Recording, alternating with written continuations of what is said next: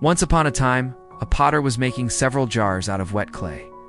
He made each one with care, and then placed them outside in the hot sun to dry. One of the jars was getting impatient. "The sun is too hot," it whispered. "I can't wait any longer. I want to be used right now." So it rolled away while it was still soft and squishy. And just then, a villager came by, saw the jar and thought, "What a lucky break. I was just about to get some water." He picked up the jar and started to fill it with water, but the jar couldn't hold the water.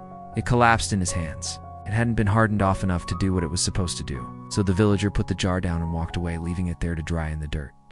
The other jars, though, stayed where they were, one after another, day after day. The heat was uncomfortable, but they endured. And finally, after many days, they were hard and strong and useful. They could hold water, grain, or oil for many years to come. As for the first jar, it was forgotten. No one even remembered its name. Oh, how the fallen jar wished it could have just waited a few more days until it was ready. But back at the house, the other jars became treasures, each one a reminder that sometimes things need to be hard before they can be useful, and that being patient and enduring through tough times can make us strong enough to be the best versions of ourselves. The end.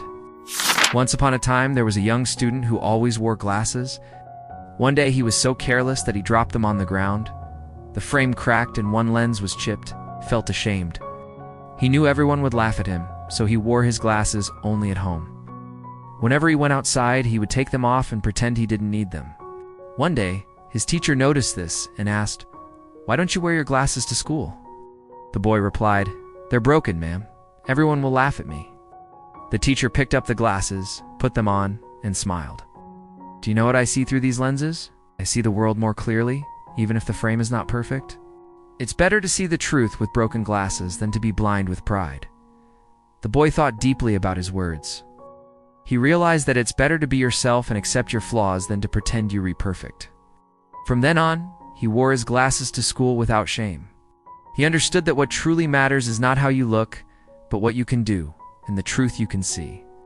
Once you realize this, no one can make you feel inferior. Start to focus on your purpose rather than on how broken you are, and that's when you become stronger. And now let's take a moment to appreciate the beauty of imperfection.